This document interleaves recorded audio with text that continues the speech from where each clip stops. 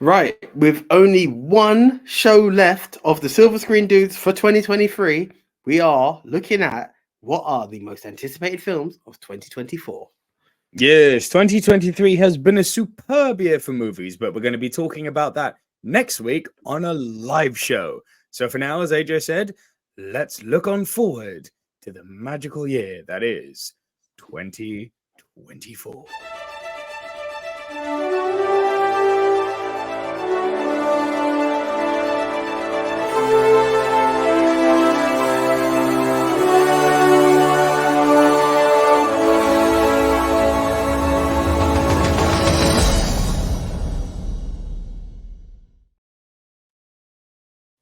Hey, screeners, how you doing? It's me, the one AJ, Anthony Jordan.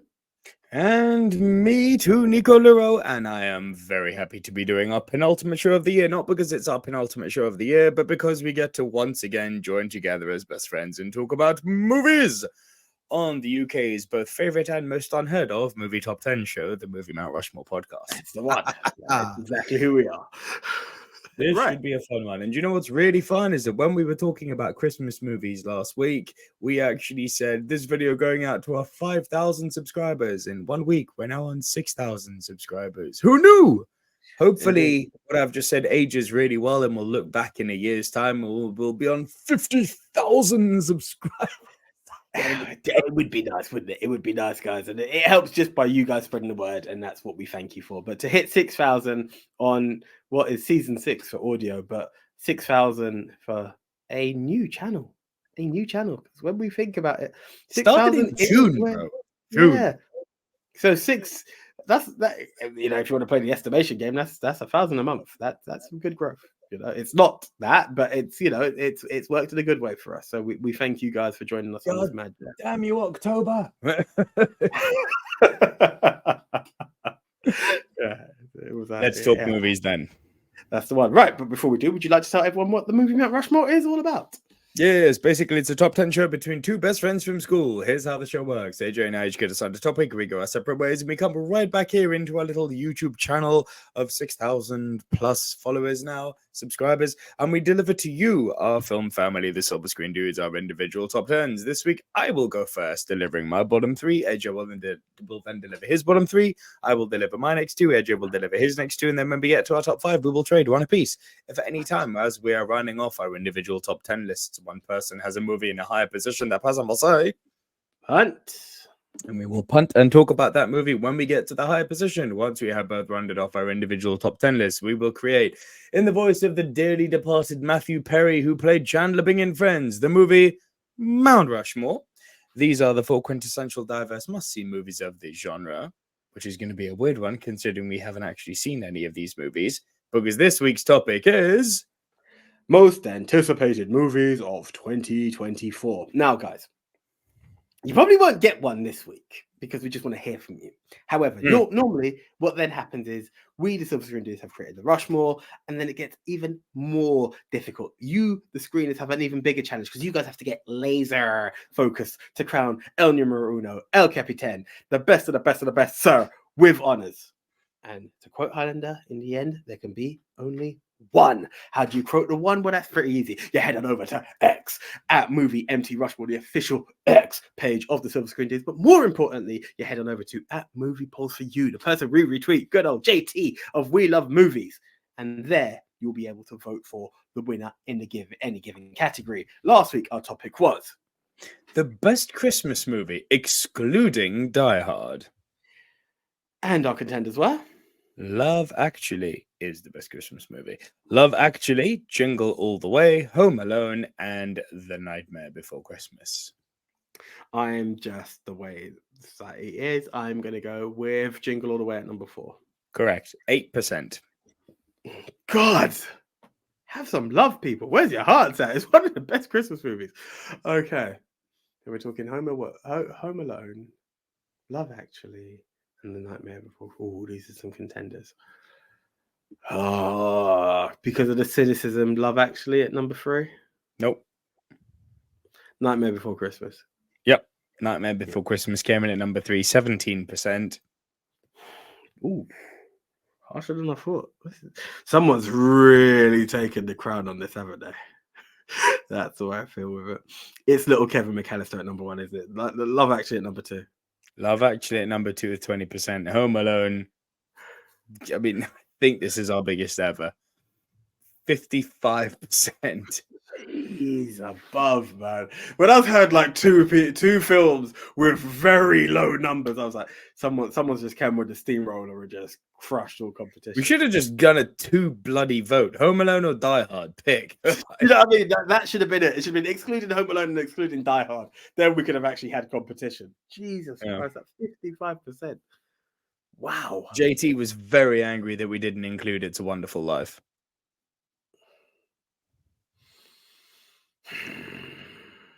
Yeah. Sorry, JT. That's all I can say at this point. It's in the books. It's just the way it's gone.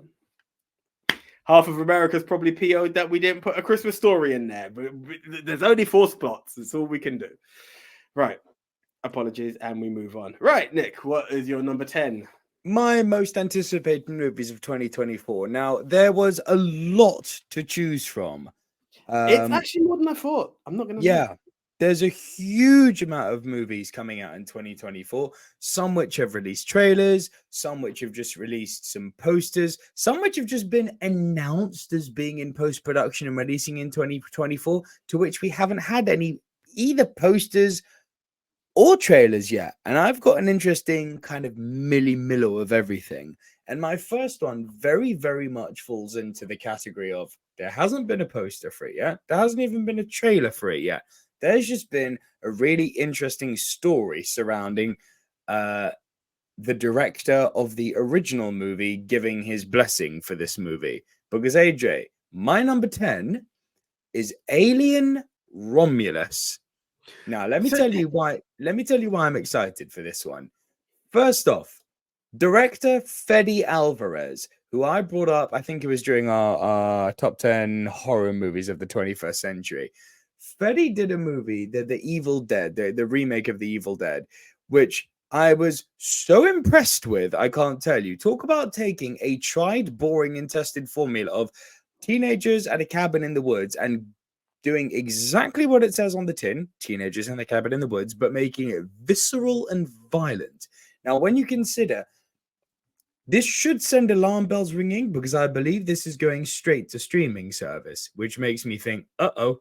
So why me of all people, why would I be excited for a streaming movie? Well, it's being released on Hulu.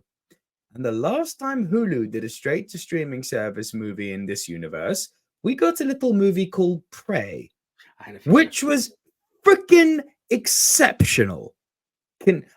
Grading on a curve here, the recent Predator movies were god-awful, right? And it was just nice to finally have a Predator movie that's not god-awful. That said, Alien Covenant, the last Alien movie, sucked. Prometheus, which preceded it, was very divisive. Beautiful movie, but sorely lacking actual aliens. So rubbed a lot of fans, including me at the time, up the wrong way. Now I see it for it was trying to do something a bit more elevated than that. But the fact that Fede Alvarez wanted Ridley Scott to watch this movie before it was released in cinema, and everyone warned him, like, be careful. Like, Ridley is notoriously hard to please and doesn't shy away from being direct and saying what he thinks. And apparently has got an almost unhealthy protectiveness over this franchise. And Fede went, I want it. Put him in a room with me. Ridley apparently went, I'm not watching with you. I'll watch it alone. Like, literally kicked the director out of his own bloody editing suite. Called him back in afterwards and went, I can't swear, but went, Fede, it's effing great. Now, that made me go, oh. Now, what Ridley considers great or not in this universe is a matter of opinion, because as I said, the last 2 movies which he did were not very good. But Fede Alvarez and his take on gore, directing an Alien movie, releasing on Hulu, which recently made Prey, and the director of the original giving his blessing, make of that what you will. Yeah, that's got me excited. Do you know, it's one of the things that, I mean, it sounds almighty good. And I've got two things that stop me from it. When I was looking, you have a full name. I saw it as Untitled Alien Movie. And I was like, well, that's that. And then with that, I was kind of, is it guaranteed to be released this year? This is one of the problems, especially with the strike that took place. Not that I'm knocking the strike.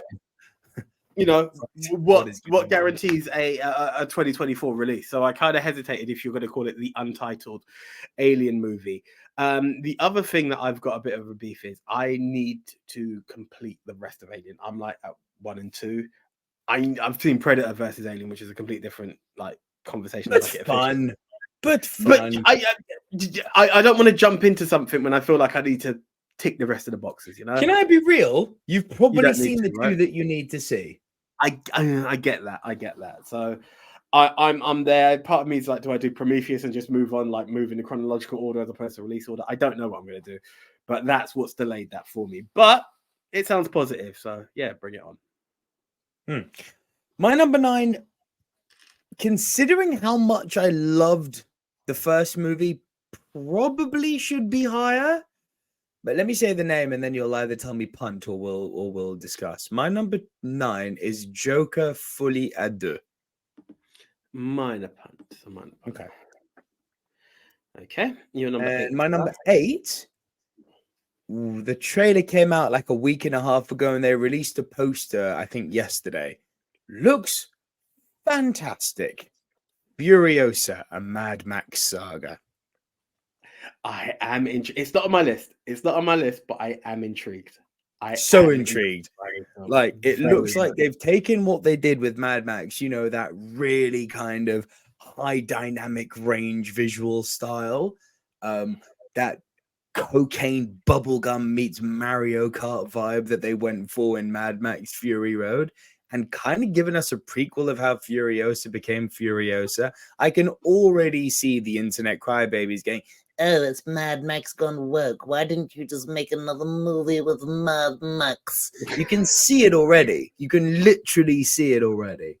And the answer to that is, I'm sure they will. But the fact of the matter is that Furiosa was a really interesting character.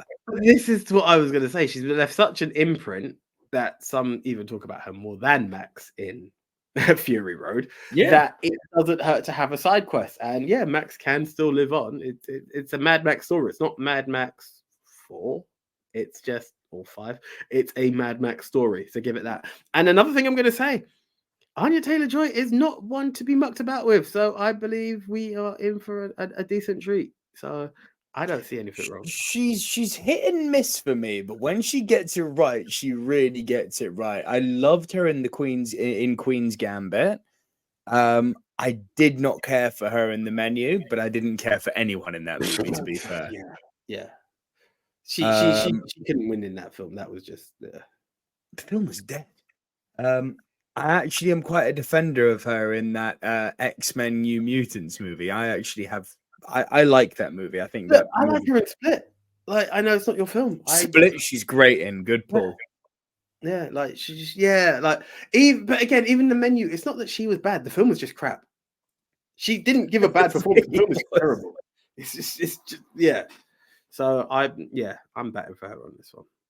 Yeah, so I'm very excited for Furiosa. AJ, over to you. Right, okay. In at number 10, I think people might be a bit shocked that this is where it lands in. Deadpool 3. Minor punt. Okay, cool. We move on.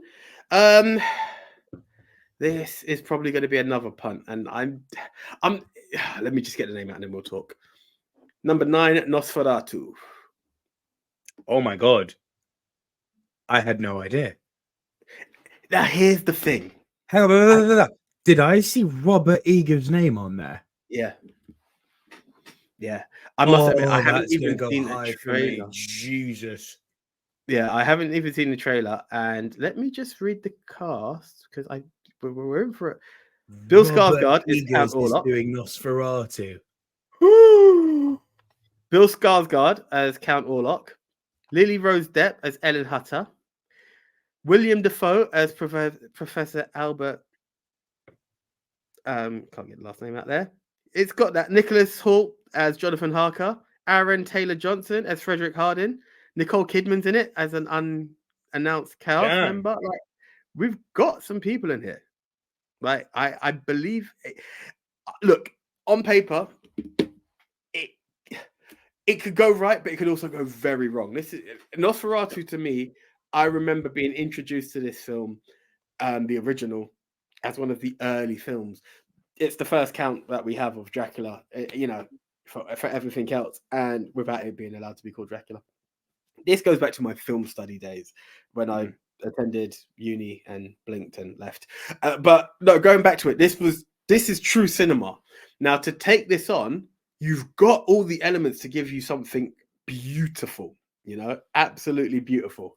However, it could also be something like where the critics are very open to be like, you could have released any vampire movie, just don't call it Nosferatu because of what Nosferatu has, and this is the thing. I'm very eager for it, but I'm scared when it comes to remakes. That's call it Nosferatu. If your name is Robert Eggers, call that shib Nosferatu.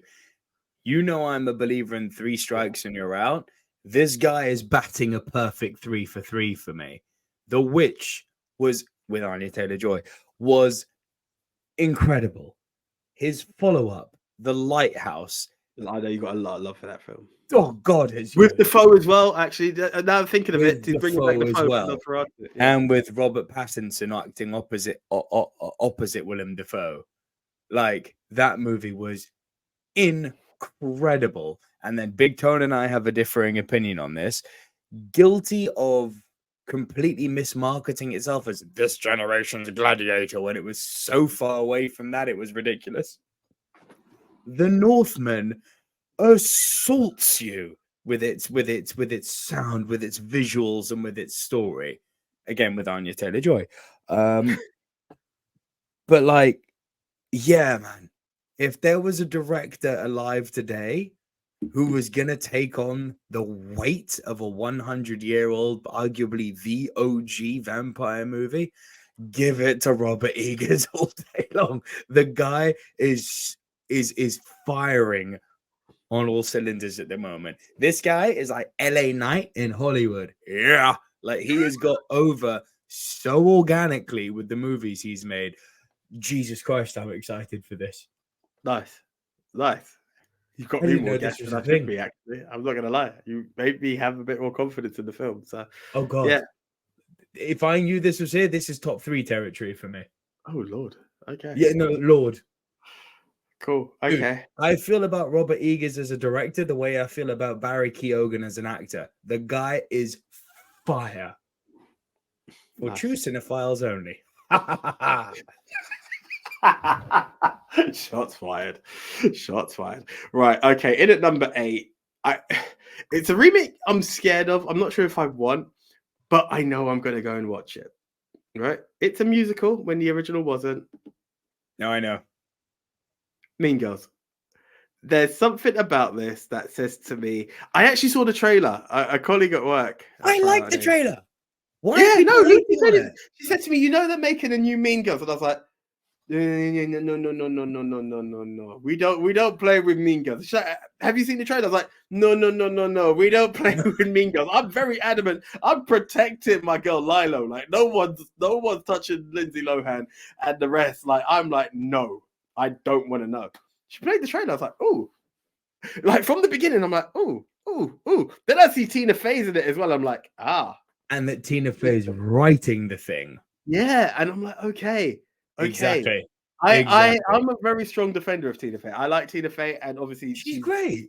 Yeah, she's the the main person behind. She wrote it and starred in the original. So I was like, okay, you've got me. Okay, I didn't think you would, but you've got me. I'm still a bit edgy, but I say this and I maintain it, and I know you haven't seen it.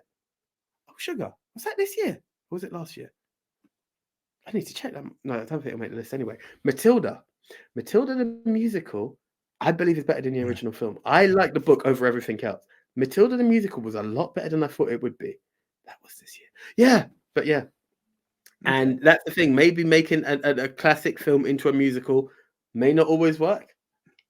I'm still not sure. It kind of scares me, but I'm into it. I'm down. I need a musical number entitled "Too Gay to Function"? If we were 10 years ago, it would definitely happen. No, I need that in my life, and I need it now. He's too gay to function. To function. Bring it on, because I'm not opposed to it. I'm actually not opposed to it. That My it's name such is gold. Regina George. Come on, give it to me. Give it to me. Too gay to function. Listen, if we can get away with the Book of Mormon being literally played in the center of London now, we can get away with a musical number called Too Gay to Function. And it's canon to Mean Girls. You can't change Mean Girls. So yes, it's still gonna be there. Give it to me now. Yeah, cool. The only thing I didn't like in the trailer was the very end when they were in the French class when she was like, "Give me a French name," and he went Beyonce. I was like, no. The rest of it, I actually really like the trailer. Yeah, I didn't. It's gonna be weird seeing Regina George not as Rachel McAdams, though. All of it is weird. Weird. There was this trailer for something that came out recently, and you can see all of the original cast, definitely the plastics, as like parents and their daughters going to school. Mad. Did you see it? Yeah. Awesome. I can't remember what it was for, but that was awesome. But yeah, both Rachel McAdams and Amanda Seyfried literally have catapulted out of that movie. It's crazy. Haven't they just? And insane. Honestly, had it not been for a few troubles, I would have loved to have seen where. Obviously, she was a star before it, but I would have loved to have seen Lindsay Lohan had so much more to offer, man. It's sad what happened to Lindsay. Yeah, I still love very Lindsay. sad. She got Macaulay Culkin. So that was your 8, yeah? Yep. Right, my 7 was the pun from just now, and again, I thought I was going to drop the line. You'll be surprised to see it so low, but my number 7 is Deadpool 3. This I don't know how I feel about this one. We've covered on our news show the various personal aesthetics we have with the Wolverine suit. Like, case in point here, why do you have yellow arms? This is stupid. And then it's like, oh, well, he's got skin cancer. It's like, yes, but there's another shot where he's outside and he doesn't have yellow arms, but they've now changed the shade of the suit. Why? If you're going to do the thing, just do the thing. It's like, don't give me versions of the thing. Just do the thing. Do I want to do I hope that they're going to be meta enough to poke fun at being controlled by a big overseeing mouse? Please, God, give me that. They have to. But we are getting to a point now where, just like when we were discussing Patrick Stewart returning, Logan's died a bit now. And it's like, you're back again? Like, am I happy to see you back? Yes. Is it cool that, in one of the most meta movies ever, we're getting a Twitter bromance actually materializing on screen in front of us? Yes. Am I worried as all hell that despite being R-rated, they're going to verbally castrate Deadpool? Yeah, it's Disney. Like, I'm more worried than I am excited about this. Also, staying with the logic of you're only as good as your last showing, Deadpool 2 is meh. I know I'm on an island of preferring 2 to 1, but I've got my personal beefs with 1 that I'm slowly getting over. My thing is very much that it comes into this kind of multiversal situation. I'm hoping you throw everything for this multiverse, It's give me Channing Tatum as Gambit. Let me see something that you want to with Hugh Jackman as Wolverine, because it should be the final bout. And to me, it just feels like it's the Deadpool movie we should have got before under the Fox banner, and we didn't. So you know what? Let's just do it and let's move on, please. I know it sounds bad because there's nothing against Ryan. It's nothing against the cast. It looks like it should be fun, but it also feels like a bit of a cash cow, Where, as you said, people are a bit shaky on Deadpool 2. It's like, how can we make Deadpool 3 work? If it's under Disney now, Disney owns the rights to everything. Yeah, we'll never see Hugh Jackman as Wolverine again. But yeah, I've got it. And it just feels a bit like, which angle is it going to take? It's going to be meta as hell and poke fun where it can. Yeah. But it feels like it's going to lack depth of an actual story. It's going to be the biggest spot fest you can ask for. Yeah. And that's what bugs me with it. I'm like, let's just get it done. Let me giggle. I don't think I'm going to laugh out loud. I'm going to giggle. That's how I feel about it. and then it's done. I've seen what I need to do. I'm giving me my fan service, but that's where it's going to be, and that's why it's not overly high for me. There's also the fact that, you know, Marvel and Disney have not been firing on all cylinders in the last few years when it comes to superhero movies. Love it or hate it, we have become trepidatious and bored of mediocrity.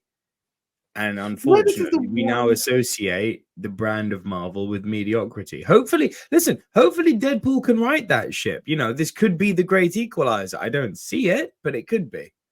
I believe, especially because it's being R-rated and it's not within the MCU canon per se, they might find a way to interweave him in one way or another. But I feel this is the one where they're giving Ryan Reynolds like free reign, just like, bro, just you're not going to be an Iron Man you're not going to be an Ironheart tomorrow. Just do what you want, have fun, because it's work. I hope that's the road they go down. That's really do. That's what doesn't scare me about it. I must admit, I feel like he's going to get free reign because R-rated isn't their territory just yet. You know, it's really not. But that was my number 7. My number 6, again, you know, if this, I'm pretty sure that when we were doing our most anticipated of 2023, this was like number 2 or number 3 for me. Like, this was high. But because we've now waited so long and because of the writers' strikes, which have now delayed it to 2024, it's one of those I've waited too long now, so my interest has waned a bit. Because my number 6 is June 2. Okay. So over to your number 7. Right, my number 7. Bear with me a second. It was the other punt from earlier. Yeah, Joker, Folie à deux. Look, it's weird because we talk about how some films completely change. You know, First Blood, Rambo, Terminator 2. Aliens, they you know, the genre very much changes, and Joker was a film that we didn't know how to take, and now they're bringing it back and it's going to be a musical. It's also our first incarnation of a live action Harley Quinn that isn't Margot Robbie, and it's Lady Gaga, which seems quite fitting, and she seems to fit the role from what I'm seeing in posters. I've not seen the trailer. It just seems like it can work. But then I'm also very aware, without having seen the film, your views on House of Gucci. There it is. Lady Gaga can be either extremely hit or extremely miss. And again, this is someone who's not actually seen Lady Gaga perform as an actress. I've seen her as a performer, and I'm down with her music, funny enough. But like, I've not seen Star Is Born, but I've heard all the love, and then I've heard all the hate that you've given for House of Gucci. And I'm like, I don't want you to mar something which was a very brilliant film. That's what scares me. I feel like, are you doing the follow-up should have led to something in relation to him and Bruce interacting more, you know. When I say that, hear what I'm saying, in the sense that the world has gone crazy. I need to see more, and I need to see how you're now controlling these minions, and obviously the threat. Obviously, we can't bring Batman in because then obviously the Joker has to lose in his own movie. I just don't know how we're going to handle a musical and start entertaining Harley in it as well. It just feels weird, and it has me a bit scared of how they're going to deliver it. I trust in it, but I'm not sure how they're going to deliver it. This movie makes my top 10 on the basis of how good the first one was. And the first one, I believe, when it came out, was my movie of the year. It was incredible, that first movie. Joaquin gives one of the all-time great Joker performances. It's up there with Heath. I think he was brilliant as Joker. Not quite as good, but, you know, it's up there. He was brilliant. Very, very different take on the character and still very demented. And I liked what he did with it. Lady Gaga in A Star Is Born is great. But there's a part of me that's like, you're asking the singer to act being a singer. I get what you're going. How good actually are you? There was always that cynicism in my mind when I saw A Star Is Born. I'm like, now you're captivating me. But effectively, what they're asking you to do here is be on stage, sing, and have some dramatic chops. Now, I don't know Lady Gaga's story, but like most talented people, I imagine she's had to go through a hell of a lot of difficulty and drama and real-life stress in order to get to her point of success. So I don't think it was ever that much of a stretch getting her to perform in A Star Is Born. And that very much seemed to be justified thinking when I saw her in House of Gucci. She, in my opinion, overacted, was unconvincing. It was like watching bad theater. It's like there's that skit in Family Guy where Peter Griffin's looking at the kids performing Shakespeare in a school play, and he's like, you guys are not dragging me in at all. I'm very aware that I'm watching theater right now. And Lady Gaga was kind of like that for me. It's like, I'm very aware that I'm watching a singer acting at the moment. Just, I don't like the creative choices you've made with the character. I don't like the way you're trying to bring, the Italian sass to the screen. It's not working for me. It was the choices that you make as an actor, which the director directs you down to make those choices, did not work for me. And I found her, not the character, because if the character was annoying, then it's testament to how good the performance is. She broke that barrier between actor and character. I was very aware of her and not the character, and I found her incredibly annoying. Do I want to see someone other than Margot Robbie play Harley Quinn? Yes, because Margot's not been a perfect Harley Quinn. She's been in some god-awful movies.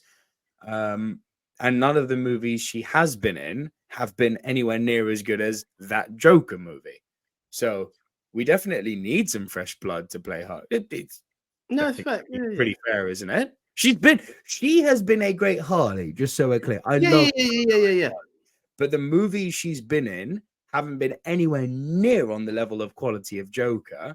And she's been in some real duds through no fault of her own, just bad writing. You can only polish a turd so much. It's still a turd. But I'm very nervous about this movie. Funnily enough, the musical thing doesn't put me off. I'm actually curious as to how they pulled that off, because I like that lends well for Gaga. That's what I was thinking as I was saying what you're saying. Yeah. It works well for her. Plus, early Gaga, when you look at Just Dance, Poker Face, and that, she can be quirky. That's what her videos were. I think she has the right balance to play a good Harley. I think she should be able to knock it out. She should be able to do it well. Yeah, get the singer to sing, right? It's like quirky singer to play a quirky character and sing for the musical. It should work, right? Yeah, it should work. So let's see. But I'm nervous. Yeah, I can respect that. And your 6? Okay. My number 6, you knew it had to make the list. Not that I was a big fan of number 3, but you posted the trailer a while ago. To be honest, I don't even think I've seen it, but I trust in this franchise. Kingdom of the Planet of the Apes. I'm not a big fan of the third film, but if the story continues, I will pay attention, because the first 2 films have my attention. And I know you're only as good as your last outing, but you haven't got 3 strikes from me either. So you're still in a territory where I didn't hate number 3. I'm just very aware that it's in third position, and I'm tempted to see what comes next. I've not done the original. I've seen the original Planet of the Apes once in school. I've not done the Wahlberg version. Please don't. No, I'm very aware of it. It's what scared the hate that came out from that is what scared me so much in watching this franchise that we have now. That's how bad it scared me, because the hate was ridiculous. Truly one of the all-time bad movies. But what they've done here so far, I'm willing to be like, okay. There was nothing to say you had to make an extra film, so you've done it, and I'm hoping you've listened to the mistakes that you've made, and you're going to give us something.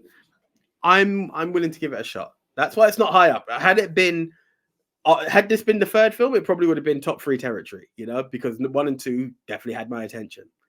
It's on shaky ground here. So I've got Kingdom of the Planet of the Apes on my side notes here, and I've just put a note next to it. Nervous because not Fox, it's Disney, and also no circus. Circus was a thing that scared me as well. If you don't have, they are continuing the story where 3 ended. We've now got Cornelius, his son, being all grown up and stuff. So listen, it's wetter. It's Weta Workshop. The effects are going to be out of this world. The motion capture is going to be out of this world. As a visual treat, I'm excited for this. I'm nervous how it's going to lose its grit being under Disney and be a bit grit washed, which Disney are notorious for. And it's not going to have that oomph that number 1 and 2 had. Like, can you really see Disney doing a live action Cobra? Like, they've done some epic villains in their animations. But this is not a studio which this is. Look at their Marvel stuff. This is not a studio which is good at doing villains, right? Like, yeah, you got Thanos, Killmonger, and Loki. Then what you got? It's kind of dead. Kind of dead. This is not a studio that's good with villains. Disney aren't capable, I think, unless I'm blanking on something, Disney aren't capable of doing characters like Cobra. And now they don't have the powerhouse that is Andy Serkis in the lead. There's a lot of things here lining up that make me go, ooh. Please be good, but I'm not convinced. But dare I say, without having seen it, you were just waving the flag for Prey. It may work out in its favor. I was waving the flag for Prey because that's a Hulu production. This is a Disney production. All right. We shall see. We shall see. Time will tell. Time will tell. I'm touching wood for it. Time will tell. We'll see. That was your 6, yeah? Yeah, that's correct. My number 5. The trailer came out for this. We all saw it, and we were all like, "Oh my god, this looks brilliant!" Matthew Vaughn's Argyle. I cannot wait for this. Is that a pun? Damn, you've seen the trailer for this, surely? The new Henry Cavill movie. There's also. If you posted it, I do apologize that I probably missed it. Bro, Henry Cavill's in this. John Cena's in this. Like, this looks like such a barrel of fun. I can't tell you. Vanessa Kirby's in this. Like, it's, Matthew Vaughn going full Kingsman and Kick-Offs. Put it that way. It looks like a kind of weird blend between, what was that movie that Sandra Bullock was in? Like, within the last 2 years. I think Channing Tatum and Brad Pitt were in it. And Daniel Radcliffe was in it too. That author who writes and then ends up in kind of a real life situation paralleling one of her books. Is it Fool's Gold? No. It's not I know the one. Gold. No, I know the one though. You know the one I mean. This movie feels like that crossed with Snatch. Nice. It's got Henry Cavill and it's got John Cena. Watch the trailer. It's amazing. In fact, do you want me to pull the trailer up now? It's up to you. You can do. It's not very Rushmore. It's not very Rushmore. You're quite right. That's more news show. That's fine. We'll leave it. No, but I will check it out. Check out Argyle. The Lost City, by the way. I had to search it. The Lost City. There's Channing Tatum and Sandra Bullock. Lost City. Yeah. Thank you. Your number 5. Right, my number 5. Look, people know I'm not horror. You talked about this film. It intrigued me. I've seen 1, I've seen 2, and I like it. I'm apprehensive that we're going back, but I'm still down for it. A Quiet Place Day 1. Yeah. Okay. Yeah. I'm intrigued because it's one of the few horror franchises outside of a James Wan production, obviously Conjuring universe, that has got my attention. I am apprehensive. I'm not going to hold it back. I'm holding back because I don't believe John Krasinski's in it. I know I think he's still directing it. Murphy. Yeah, there we are. We don't have the characters that we're familiar with, and sometimes that takes away a lot from a film. But I'd like to see how these aliens came about because The Quiet Place just throws you into it, which I love. I absolutely love that. But if you're going to take it back and show me how the world first realized this, when people started to realize, stop making noise. There's a lot of a story to tell in this. And with that, I'm like, okay, give it to me. And you got Cillian Murphy, I think Lupita Nyong'o's in it as well. There are people who can perform in this, And with that, I'm like, okay, give it to me. Bring it on. As I said, not often I'll give horror a chance. This is one of them. Okay, interesting. I forgot about A Quiet Place Day 1. I think the series has kind of run its course now, but they haven't actually made a bad one yet. So I'll be here day 1 when this comes out. Do you know what my thing is? I think had it been Quiet Place 3, I probably would have lost more interest because we'd be like, what? How? You're going back. It feels like you're answering the questions I may have answered myself while watching aliens came to Earth. Yeah. So that's my number 4 then, yeah? Yep. Oh, this is so not a movie for you, but it's cinephile you may be or not. This is so not your movie. My number 4 should have been out this year. Got delayed because of the writers' strikes, and I was amped to see it. Poor Things, the new Emma Stone movie. Now, you may be like, well, it's Emma Stone, I'm interested. But then when I tell you that it's directed by Yorgos Lanthimos, he who did The Favorite, you're going to go, nope. I knew you were going to say that. I knew you were going to say that because short of Aloha, there's not much you can tell me about Emma Stone. I'm going to be like, no, not interested. Even The Favorite, it didn't grab me. I was like, it's watchable. I just didn't find it great. Okay, It was fantastic. hit me with the storyline, and we'll see if I'm. The story is like a messed up feminist Frankenstein. It's quirky. It's mega art house, and it looks like Emma Stone. This is only going off the trailer, so I don't know for sure at this point. This is the image I've been conveyed from the trailer. It could be something completely different, but it looks like Emma Stone's been this kind of Frankenstein's monster creation, and she's a woman born without the pressures of being a woman. Okay. For instance, there's a scene in the trailer where they're eating dinner and she's eating something, goes like spits it out. And Mark Ruffalo, who's also in this, goes, it's not very ladylike. And she's like, but why would I keep something in my mouth if I find it disgusting? And it's like, yeah, you got me. With that line, you've just hooked me. And then in the very same scene, there's a baby crying in the background, and she just looks over and goes, I must go punch that baby in the face now. And I'm like, I'm so in. I am so freaking in. And it's got this quirky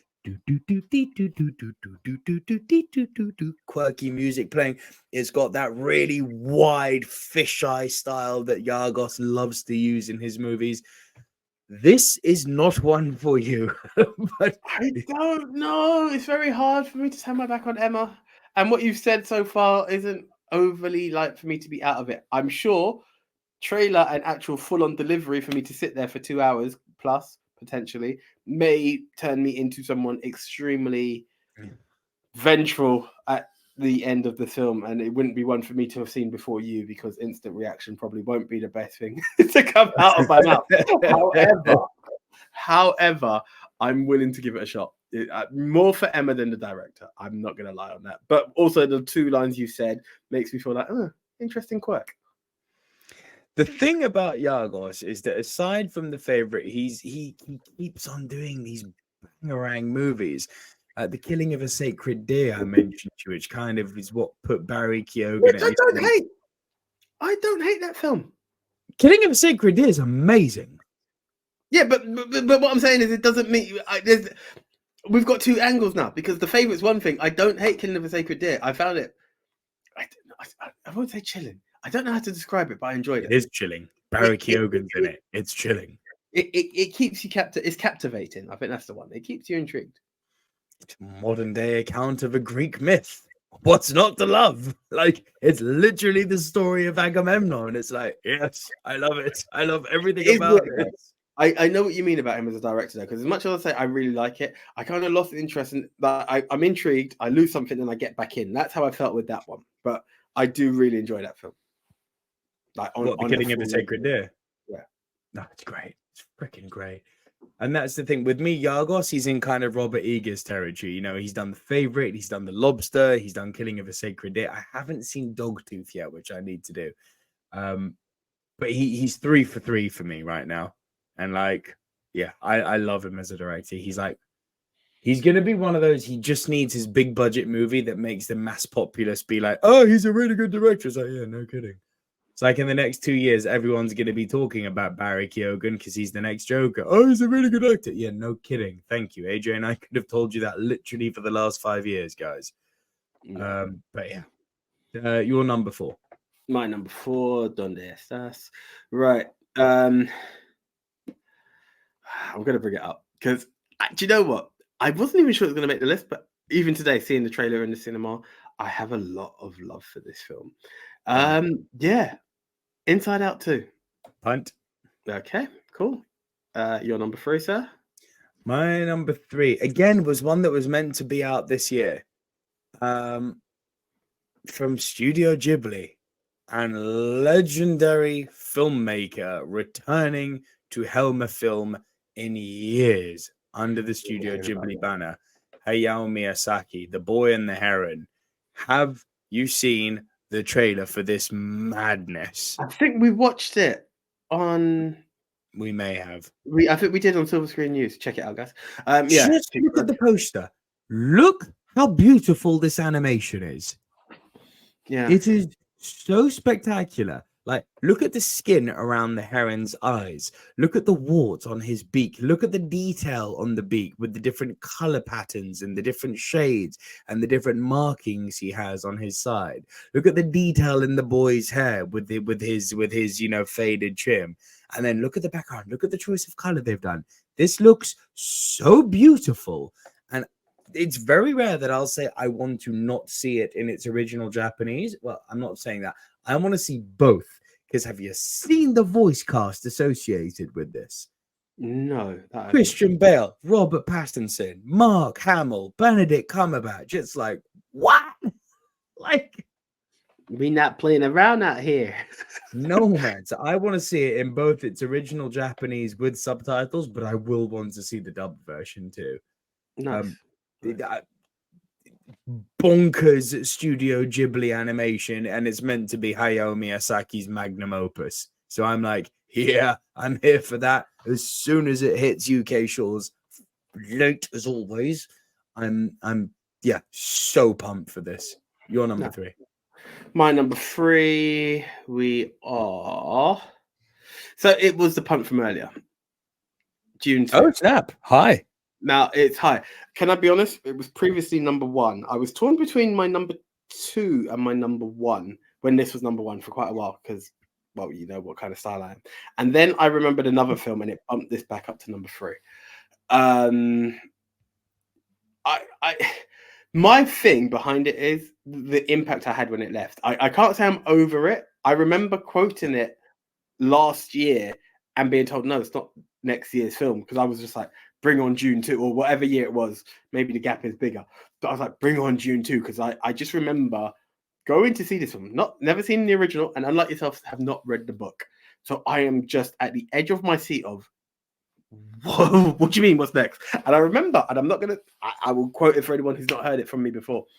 With the lady of the house watching the film, and we're in the conversation, and she goes, oh, it's going to be a part 2. And I'm like, no, because one thing I do know is June was a 1-part movie.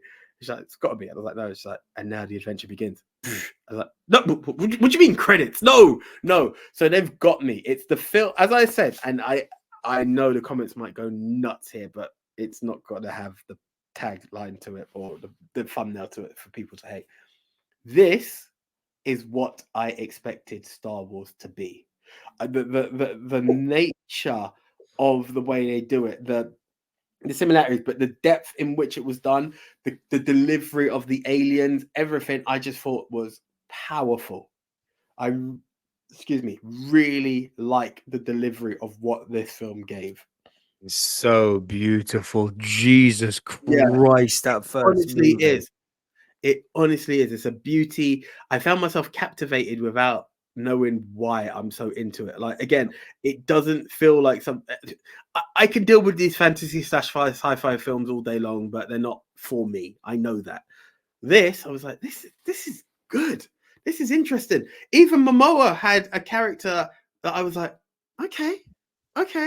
Like everything that it delivered, I don't have much for me to say, it didn't work.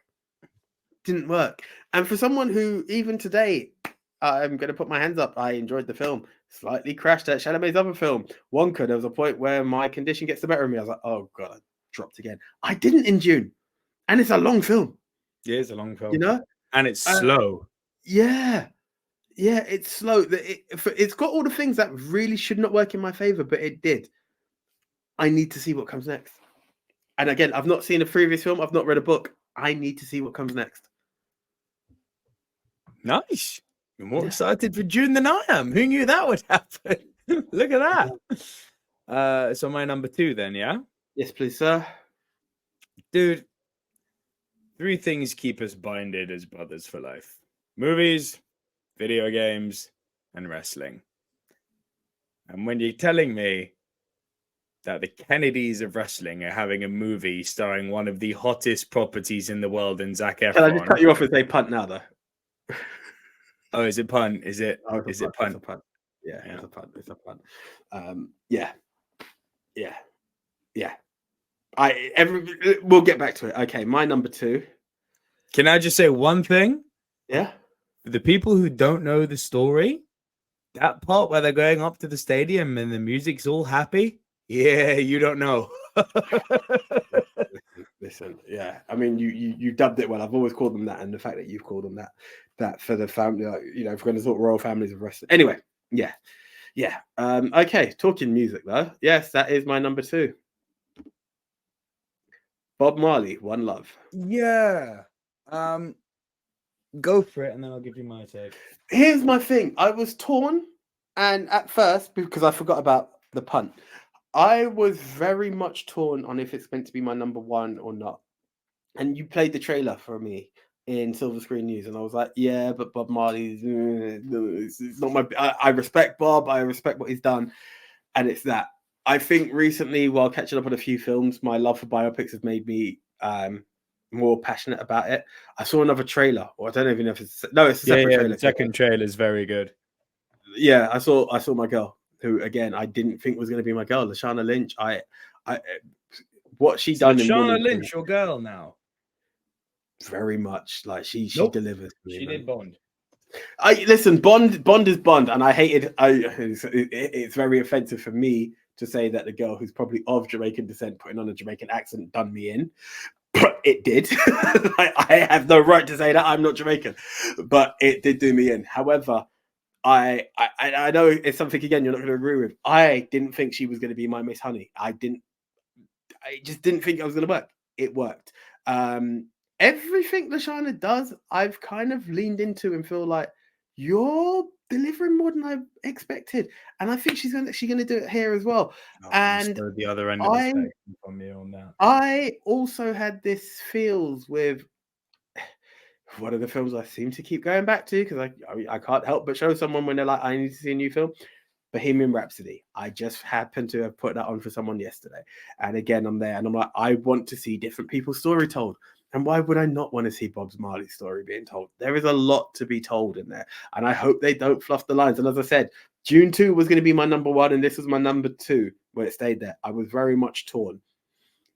I feel there's a good story to be told here. And I don't want to see them fluff the lines on it.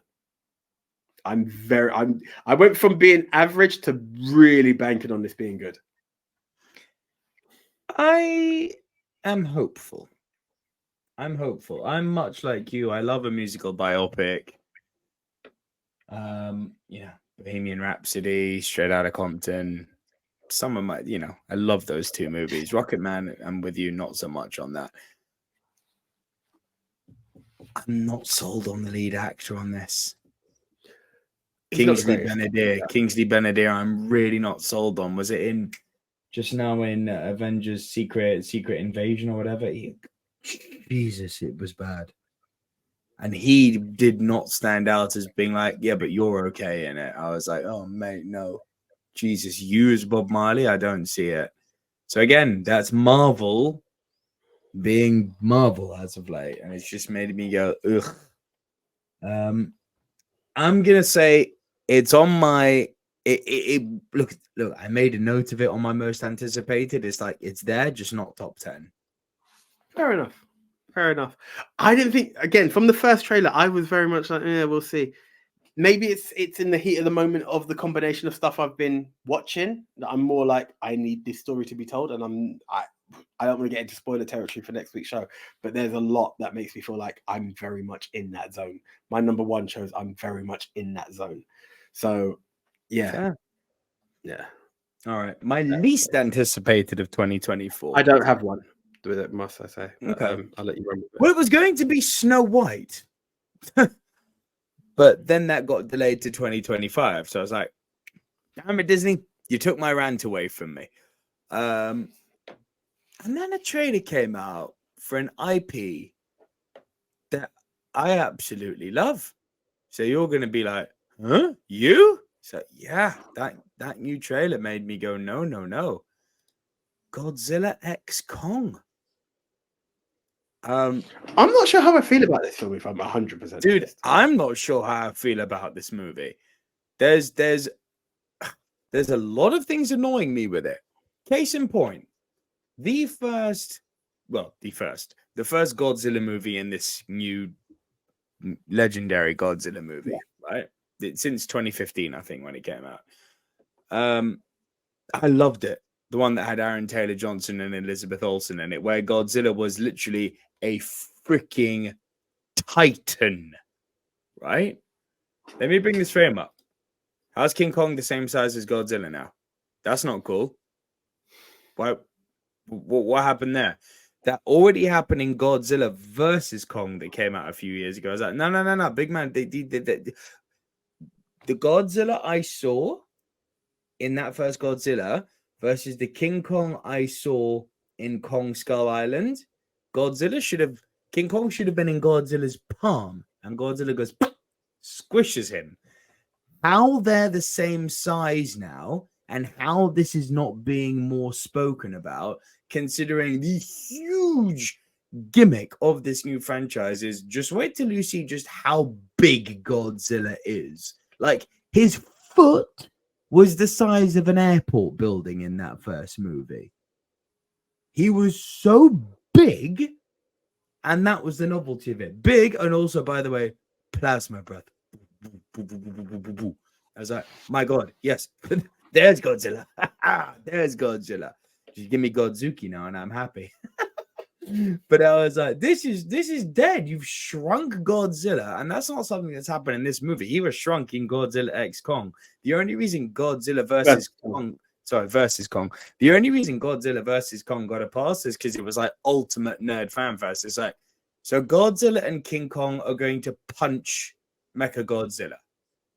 Yeah, I'm here for that. Come on now, I'm here for that. But dude, this exact scene where they're both chasing, I think he's called King Claw.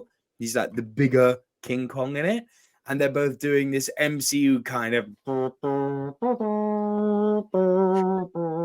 I'm like, they're both running towards him. I'm like, stop it, no, man. I don't like this at all. So, for a guy who loves Godzilla, to put it as my least, I'll still see it opening night, and I hope I'm proven wrong. Like, Godzilla -1 is playing for 2 nights here in the UK next week. Believe me, I'm there opening night, first showing.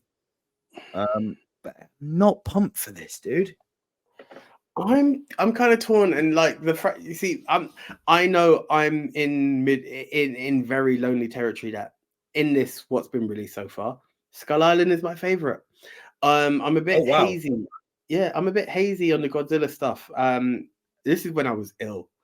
Was it 2 Christmases ago? And I banged out a lot of films. So maybe I started to lose a bit of love, and maybe I was a bit movied out. I'd done all of Mission Impossible. I'd done all of Bond, Craigverse, that is. And then I started to move on to this. Like, I had done a lot of films just back to back, and my brain was in overload motion, but just trying to pair and connect and all over the place. Maybe that's what it is, and that's why I haven't really been able to take on the Godzilla part of it as much as I would like to. I remember seeing the first Godzilla movie and being like, this is okay, this is interesting. But I couldn't even tell you about like the size part for it. It's a bit of a blur to me at this point. I saw this trailer and I was like, okay, bring it on. But it also felt like we're dragging the franchise now as well. And that's why I felt a bit weak. Potential least anticipated. Madam Web was another one that kind of crossed my mind. I'm like, oh God, that looks bad. Do you know, I'm one of the few people who feel like I'll watch it and not come out hating it. But then that trailer. Did you see the trailer? I have. Jesus, that trailer's bad. I'm a guy who still wears the CW flag when I probably shouldn't be, and I think that's kind of why I keep that one to yourself, mate. I thought it's that. I'm still not sure how I feel about Craven, because I thought again, Craven, I'll defend. That trailer looked fun. Craven looks fun, but I'm also very much like I feel like you need to have the right people behind Craven, or it's going to be one of the worst films produced. That's the problem. Oh, it's got potential to be Morbius Part 2. 100%. Yeah, that's what scares me with it. I feel like they don't. Sony are in a weird place where they're doing real good stuff with, and also real bad stuff. Yeah, do you know what I'm saying? Animated wise, they're doing really good. The live action side of Spidey hasn't really been their jam. It's good. Yeah, but that's it. But even by the time you get to Let There Be Carnage, you're kind of like, ooh, shaky grounds, you know? And that's what kind of scares me with Craven. Like, I'm very scared of it. That was probably going to be my vote, but I'm just like, yeah, I'm still going to watch them, but I suppose those are the potential two for least if I had to really pick a least. Yeah. Oh, on that note, I'll still say Aaron Taylor Johnson. He's my pick for the next Bond. I think he's amazing. I think he's amazing. You're not going to hit me okay on that. So my number one then, my most anticipated movie of 2024. Well, we both got punts. My most anticipated movie of 2024, AJ, is the sequel to my favorite Pixar movie, Inside Out 2. I knew it would mean a lot to you. And I said, as much as it's a teaser trailer, it looks all kinds of awesome. It looks so good. The construction guy's coming in because she's now got new emotions and she's a teenager. And I'm just like, so how many? Because look at this poster. I'm like, there's more than what they're like. I've seen anxiety there. Yeah. Second from the right. I'm just wondering, are we gonna get horny?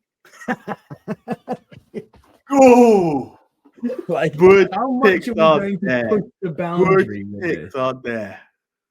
Would they dare? I'm so curious. Like, you're talking about young girl, young person, teenagers. That's when the nasty emotions come. Anxiety, like aggression, you know, bullying, desires to bully come out, being bullied. So you become, you know, your fear is taken up to terrified. But they obviously can't call it horny, but they have missed the trick if they don't put aroused or lustful. I would probably call aroused, but even then, it's going to be really interesting. Arousal is actually a great name. Arousal will be good, and I can't lie. You could only picture like a Pepe Le Pew type character. 100%. Oh, that boy, you know, is quite cute, huh? Maybe you like us. Oh, the girl is also quite cute. I'm not judging. I'm horny. I don't discriminate as long as I get satisfaction. Yeah, I must admit, when we had dropped the trailer, Giselle Shaw looking at you. When I sent the trailer to you, and it was like you hadn't seen it, I was so shocked, and I was like, "This is kind of cool." I saw it again today, and I was like, "Oh, I've got to see this. I've got to see this." And I'm not gonna lie, I like Inside Out. I don't love Inside Out. This made me feel like I'm all over it. No, bro, I like it. I don't hate it. No. To be like, you don't love it. How and why? When I say that, it's just not my top 5 Pixar. It's just not. In that sense of, I can't think of it right now. I think we've ranked it before, but I'm just like, yeah. I actually want to watch it again in anticipation. Again, one-time watch. I do want to watch it again in anticipation of number 2. Ping pong. Yeah, I know. Bing bong. There's a lot of emotion there. Freaking bing bong. Yeah, they've got potential to really push the boundary with this, rediscover themselves, and bring the great Pixar back and have some fun with this. Oh, by the way, do you know what Bob Iger's done? No, he's done a good thing. Okay. Because Bob Iger was so disgusted. I keep getting my Bobs mixed up every now and again. That's why I got a bit nervous, guy. But yeah, Iger's the good one. Good right? Because Iger was, you know, you have to read between the lines here, but the bottom line, it will come to the same thing. He's been far more politically correct about this than I'm about to be. But because he disapproved of what was doing about, well, Pixar movies should go straight to streaming service so we can downsize the studio. Knob. Luca stole Turning Red straight to streaming service. Lightyear 2-week release window, streaming service. Iger said, that's wrong. Doesn't matter that they've been out on streaming. Put them in cinemas for 2-3 weeks in January. Oh, yep. Interesting. Nice. Out of respect to the studio, he said, those are cinema movies. Put them in the cinema. And people have been pushing back on him going, but people are watching them on streaming service. And freaking Bob Iger, who gets it, has been saying what I've been saying for the last 2 years. When you make something available on streaming, people don't watch it because it doesn't have an element of importance, because when something is what we consider free and readily available, it lacks value. You put something on in cinema and attach a price tag to it, people will buy it. Now, don't get me wrong. I'm not expecting Turning Red to do gangbuster numbers, even though it should, because it's freaking great. It'll sell tickets. Especially when you consider families go and watch those movies. Mummy, what can we see at the cinema this weekend? Let's go to see a Pixar movie. There's another Pixar movie. I saw the trailer for it today. It looks kind of interesting. About some kid who's meant to be the leader. Elio. Yeah. Was that? It wasn't top 10 territory, but I was like, okay, Pixar, you've done it again. You've made me raise an eyebrow. There's a peak of interest there. Look at that, Pixar being back in the cinema. All of a sudden, there's some interest in them again. What a weird world we live in. Thank God for Papa Iger, who understands that. Yeah, but cinema's dying. It's going to be replaced by streaming services. Yeah, DVD's called. They said, shut up. Yeah. We're in a good... Oh, TV called. It said, shut up. Oh, VHS called. Also, same message. Shut up. Oh, dear. Ignorant lack of history knowing mother flubbers. Anyway, my number one. It's the punt, and it just represents everything that's me. We're talking the Iron Claw, actually. Yeah, trust me to try and remove that. But here we go. Look, when we talk about it, there are many elements. Am I a huge wrestling fan? Yes. Has it been produced by like MJF is down as one of the producers on the film? That's another part. Then you've got he's starring in it. Yeah, and then you've got Zac Efron playing one of the Von Erichs. Is he Kerry? Yeah. Even better. Like I can't lie. With all those elements, there's a lot to be said. Fighting with My Family is one of my great films. I just feel like I don't like the way they narrated the story wrong. There's a lot of bits that I felt. Yeah, they did a lot of revisionist history there, didn't they? Skip, go. Yeah, that kind of bugged me, but I had great fun with it. The Von Erichs, as you said, are the Kennedys of wrestling. Careful. Don't give this away. There are so many people who don't know the story. No, I'm not getting into any territory apart from if you were ever to compare them to any family, it is the Kennedys, and if you know the Kennedys, you catch the link. Kerry Von Erich, I remember watching as a kid as the Texas Tornado, and then wondering why I'm not seeing the Texas Tornado anymore. And you're like, what's he been up to? You know, he looked very much like, and this is going for all old school wrestling fans, like the Ultimate Warrior, but without face paint. Then there are parts, again, I don't want to get into spoiler territory. Are you aware of how Kerry performed in the later years? Sorry, he's not playing Kerry. He's playing Kevin. He's Kevin Von Erich. Okay, fair enough. Jeremy Allen White is Kevin Von Erich. It is Kerry. I should have given him Kerry, man. Kerry's the biggest. Well, obviously he was on WWF, but I shouldn't go down that route to say he is the biggest. Kevin's there. Fitz Von Erich, the father. You know, this is a dad who was a wrestler who's had 4 to 5 sons, and they've all gone into the business, and they've all got a legacy. So much so that Kerry's daughter, Lacey, also appeared in Impact. I don't want to get into the details of how deep I know what they are, but I was shocked of me just knowing the Texas Tornado to finding out that he had this huge family and then finding out their story. This is one of the films I actually either way, no matter which Von Erich he's playing, it's Zac Efron. I've missed Zac on my screen, if I'm honest with you. Big time. And I know I've missed it. You know who's playing the Sheik? Go. Chavo Guerrero.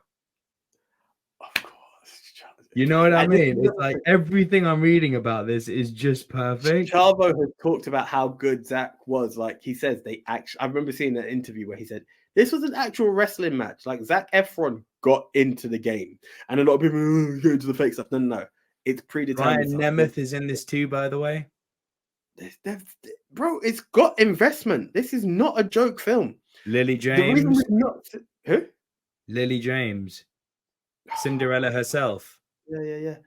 And the reason you haven't seen Zach, sorry, I'm not cutting you from what you're saying, is because he had to get into Von Erich's shape. That's why we've not seen Zach in anywhere else. Like, this film has had a lot of dedication.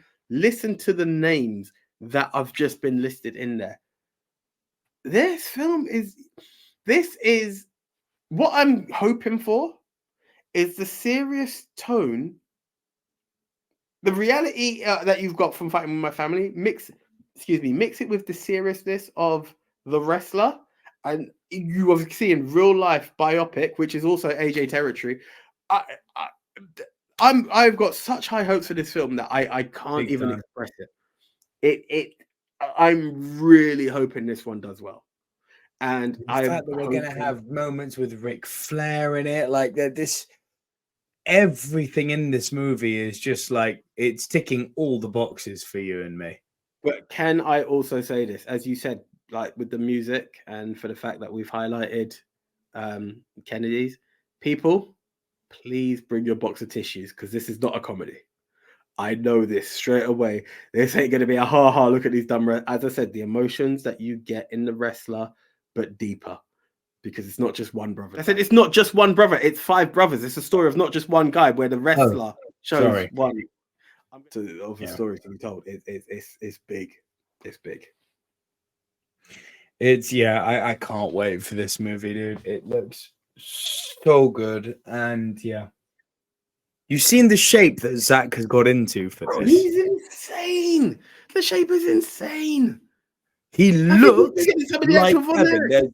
There's an image of Kevin when he was at his like juiced up fittest, and Zach next to him. I don't know who Zach's trainer was, but he's built his body in a way that it is unrecognizable. It's like scary. That's what I'm saying. We ain't seen Zach for a minute because Zach was pumping. There is no joke in Zac Efron's frame right now. The kid you saw in Dirty Grandpa is not the one you're going to be seeing on that screen there. I get Bundy. No, he is not Ted Bundy. Like, whoa. He was big in those. Yeah. This is going to be jacked. Yeah. Jacked. He's enormous. He's got one of those weird physiques, hasn't he? Like Christian Bale, where he can just like do stuff. And it's like, I'm a new person now. It's like, well, lucky you, Zach. Indeed. I can't wait for this movie, dude. All right, are we Rushmoreing this? As I said, I don't think this is one to be Rushmore. It's just one for edutainment purposes. I mean, Inside Out 2, Iron Claw, like it could easily be Rushmore, but how do people vote? Because then they could be like, oh, but what about this? What about that? I think it's too wide a scope to come out.